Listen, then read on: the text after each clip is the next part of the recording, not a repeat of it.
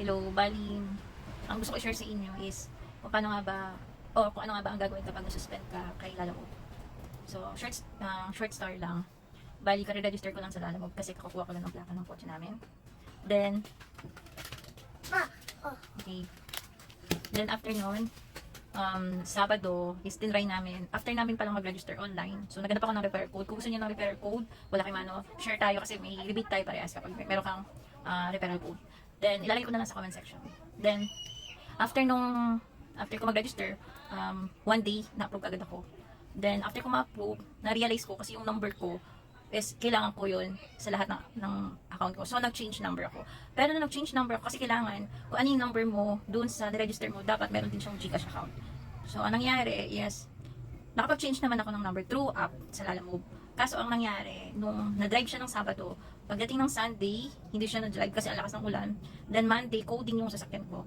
Then, Tuesday, nung ida-drive na siya, suspended na yung account. Then, nag-try akong Google, hanapin siya sa website. Wala silang customer service. And then, i-guide ka lang dun sa app. So, may help center sa dun sa app. Then, ang suggest is pumunta ka sa mismong nearest center ng Lalamove. Which is dun sa Bonifacio. Punta kami ng Bonifacio Avenue. Kahapon yun. Then, take note guys, kapag pumunta kayo ng Lalamove, ang call time nila is 9 to 5 p.m. Pero, nakarating kami doon ng 8:35 ng umaga. Slot 49 na ako. Doon sa ano nila. So, yung iba kasi parang almost 5 a.m. pa lang nandoon na.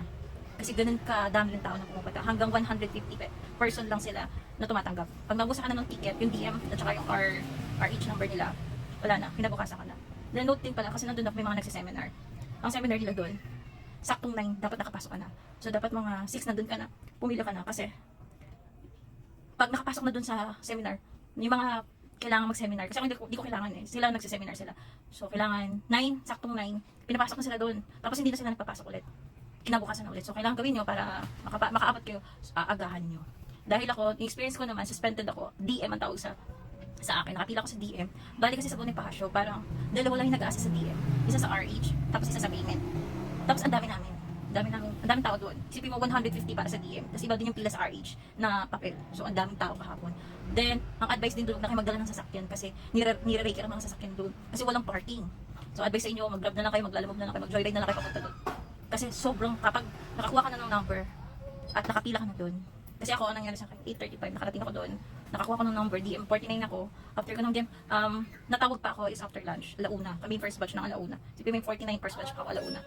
So, yung mga DM hanggang 40 pababa, sila yung batch ng umaga, pero umaga ako dumating doon, so ibig sabihin nun, 5 AM pa lang, nandun na sila, 5 AM to 6 onward, nandun na sila.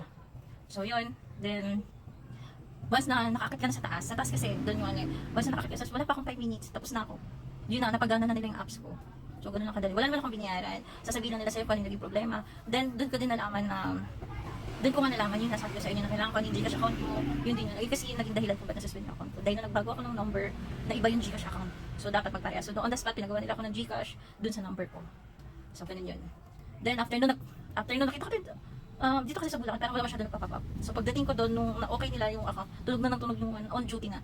Pak, tunog na ng tunog na yung ano. So doon na, natuwa na ako. Then yun nga, nasubukan na namin mag-drive. So yun, advice ko lang, isagahan nyo lang.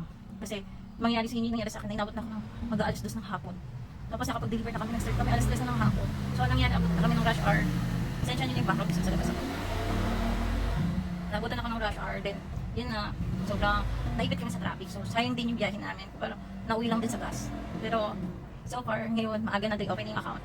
Sana is, hindi na magka-problema. Yun lang, ma-share ko lang sa inyo.